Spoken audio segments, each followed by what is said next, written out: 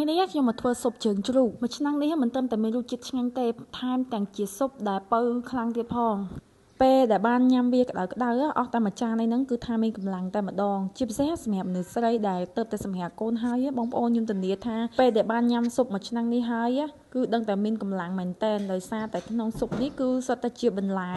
បើទាំងអស់អញ្ចឹងណាហើយសុទ្ធតែជាបន្លែដែលសម្បូរទៀតជើងជ្រូកនេះខ្ញុំទិញមកពីផ្សារខ្ញុំឲ្យអ្នកលក់គេកាប់រួចហើយព្រោះថាខ្ញុំអត់មានកវិតធំខ្ញុំយកមកគ្រាន់តែលាងជាមួយនឹងអំបិលស្បាច់វាហើយលាងជាមួយនឹងទឹកស្អាតឲ្យបានស្អាតអញ្ចឹងណាខ្ញុំស្បាច់ជាមួយអំបិលបាន2ដងទាំងអស់គ្នាលាងរួចហើយខ្ញុំយកវាមកស្រុះទឹកក្តៅម្ដងទៀតយើងស្រុះទឹកក្តៅអញ្ចឹងដើម្បីកុំឲ្យវាធំក្លិនជ្រូកហើយក៏ធ្វើឲ្យទឹកស៊ុបរបស់យើងមានសភាពថ្លាដែរថ្ងៃហ្នឹងខ្ញុំដាក់បន្លែមានដូចជាការ៉ុត1មើមពោតហ្នឹងមួយផ្លែដលងបារាំង1មើមផ្សិតច្បើងតៅហ៊ូពងមាន់នេះអត់អាចខ្វះបានទេក្នុងហ្នឹងខ្ញុំដាក់ពុតទ្រាក្រហមដែរបើបងប្អូនអត់មានអត់ដាក់ក៏បានដែរហើយគ្រឿងផ្សំដែលសំខាន់នោះគឺគល់ខ្ទឹមនិងគល់ជីវ៉ាន់ស៊ុយយើងលាងវាស្អាតហើយដំឲ្យតប៉ែតមុនណាហើយបន្លែរបស់ខ្ញុំគឺមានប៉ុណ្្នឹងឯងមើលទៅសិតតែជាបន្លែបើទាំងអស់បងប្អូនវិធីរបស់ខ្ញុំធ្វើនេះខ្ញុំមិនមែនដាំទឹកពុះឲ្យបងសាច់ចូលទេទាំងអស់គ្នាគឺខ្ញុំចាក់ប្រេងឆាយរំលីងគល់ជីវ៉ាន់ស៊ុយ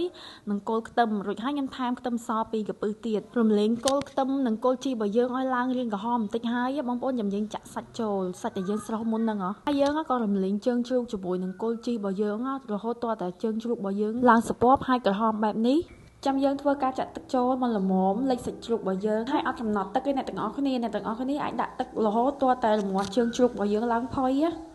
បើជើងជ្រូកបងប្អូនរាងចាស់បងប្អូនដាក់ទឹកឲ្យរាងច្រើនបន្តិចទៅហើយងាស់ចោលប្រហែលជាកន្លះម៉ោងអីទៅឆ្អឹងជ្រូករបស់យើងគឺផុយហើយព្រោះជើងជ្រូកខ្ញុំវារាងស្ទើរដែរអញ្ចឹងរងាស់ប្រហែលជាកន្លះម៉ោងគឺវាផុយហើយបងប្អូនហើយទាល់តែដួសពពុះខាងលើហ្នឹងចេញទៅទឹកស៊ុបរបស់យើងថ្លារួចហើយសូមយើងធ្វើការដាក់គ្រឿងមានអំបិលកន្លះស្លាបព្រាបាយ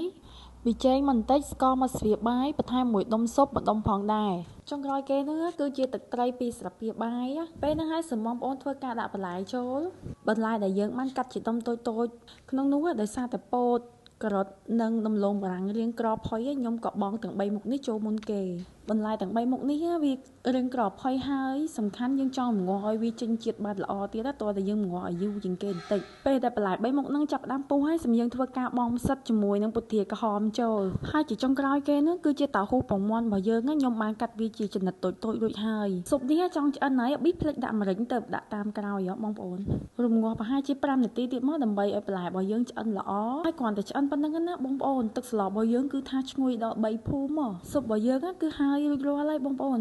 បើថារសជាតិវិញខ្ញុំធានាឲ្យ10លើ10តែម្ដងហត់មួយម៉ាត់ណាក៏មានជាតិដែរមិនត្រឹមតែប៉ុណ្ណោះថែមទាំងពៅកម្លាំងទៀតផងទឹកស៊ុបនេះបងប្អូនបានតែហត់ក្តៅទេទើបឆ្ងាញ់ហើយមានជាតិហើយហត់ទៅមានកម្លាំងមែនតើអរគុណច្រើនបងប្អូនសម្រាប់ការទស្សនាវីដេអូនេះកុំភ្លេចចុច like Subscribe និង Follow Page ម្នាក់មួយផងណា Thank you